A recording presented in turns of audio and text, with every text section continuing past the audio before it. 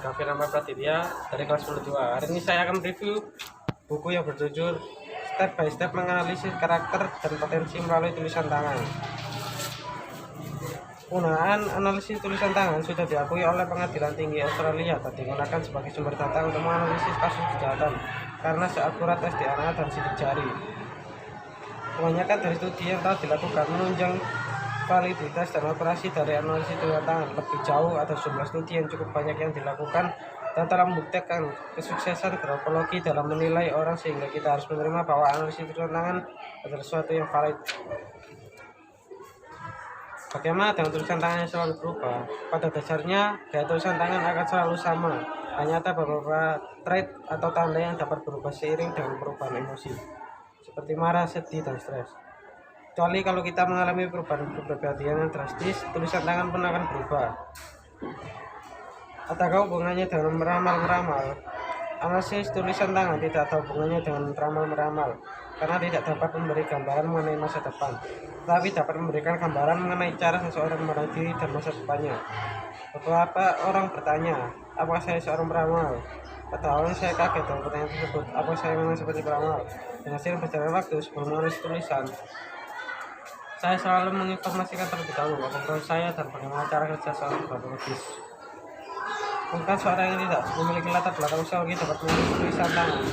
Berdasarkan catatan keanggotaan dari grafologi, ada lebih 20.000 grafologis yang telah lulus dengan serikat.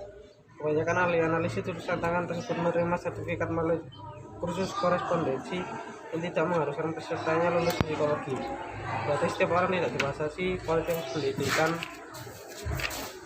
dan pengalaman dalam bidang psikologi.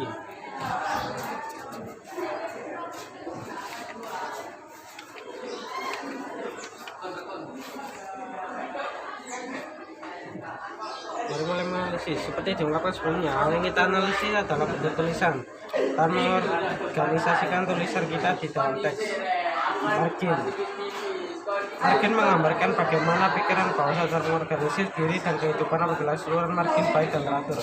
Artinya kita mampu mengorganisir diri dengan baik, cenderung memiliki tujuan yang jelas, konsisten, dan memiliki penghargaan yang baik terhadap diri. Apabila margin kita lebar di semua sisi, artinya kita cenderung memiliki kemampuan mengatur yang baik, tapi kadang-kadang cenderung kita sombong. Margin atas atau bersama antara body language dan analisis tulisan tangan. Tentunya saat kita akan menganalisis margin atas, bayangkan bagian atas adalah kepala yang kita dongakkan ke atas. Bandingkan dengan apabila kita menundukkannya. Bagaimana yang menurut Anda mengambil sikap kognitif? Tentunya bila kita mendongakkan kepala bukan berdasarkan begini, margin atas yang sempit menunjukkan kecenderungan seseorang yang sombong, sedangkan margin atas yang lebar cenderung lebih memilih perhatian pada orang yang sekitarnya. Margin kiri dan margin kanan.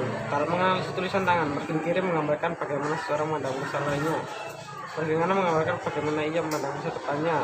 Margin kiri yang sempit cenderung mengingat masa lalu dengan baik, termasuk di dalamnya kejadian yang menyenangkan lalu kurang menyenangkan baginya. Margin kanan sempit berarti pengalaman pada masa lalu tersebut tidak membuatnya takut menghadapi masa depan. Baseline. Hal kedua yang kita lihat dari teks adalah baseline atau garis dasar.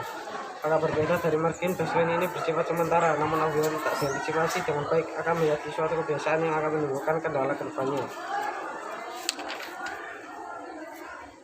Baseline ini ideal adalah lurus. Jika tulisan memiliki baseline seperti ini, berarti dengan emosi yang stabil sehingga dapat dianalisa.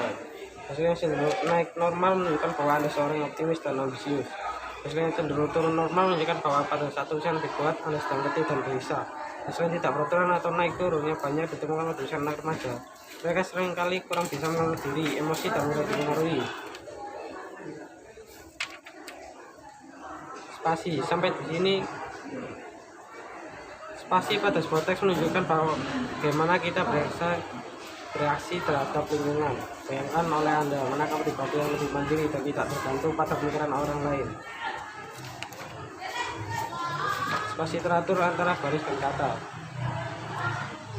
Spasi teratur antara baris dan kata menunjukkan bahwa Anda merupakan seorang individu yang stabil terhadap kemampuan bersosialisasi yang baik.